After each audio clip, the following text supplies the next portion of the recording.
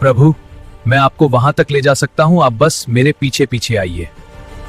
क्या आपने कभी सोचा है कि भगवान भी किसी के ऋणी हो सकते हैं, और अगर हो जाए तो उस ऋण को चुकाने के लिए उन्हें भी अवतार लेना पड़ सकता है।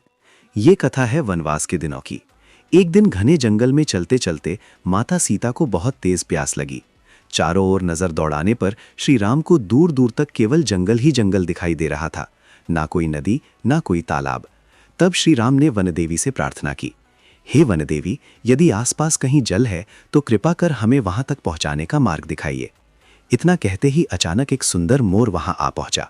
उसने विनम्र स्वर में कहा, प्रभु, यहाँ से कुछ दूरी पर एक जलाशय है, मैं आपको वहां तक मार्ग दिखा सकता हूँ। श्री राम मुस्कुराए और बोले, तो चलो, हमें वहां तक ले चलो। मोर ने झुककर कहा, प्रभु, मैं उड़ता हुआ जाऊंगा और आप पैदल चलेंगे, इसलिए मैं रास्ते में अपने एक एक पंख गिराता हुआ जाऊंगा। उन्हीं के सहारे आप जलाशय तक पहुंच जाएंगे। लेकिन एक रहस्य था, मोर के पंख केवल एक विशेष ऋतु में ही स्वाभाविक रूप से गिरते हैं। यदि वो अपनी इच्छा से पंख गिराए तो उसके प्राण चले जाते हैं। फिर भी उस मोर ने बिना सोचे समझे प्रभु की सेवा को चुना। वो उड़ता गया और अपने पंख गिराता गया।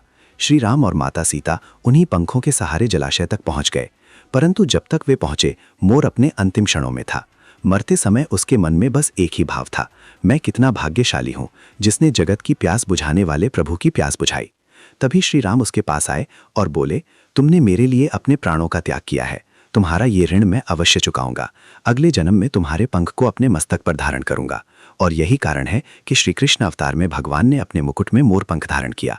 इस कथा का संदेश बहुत गहरा है।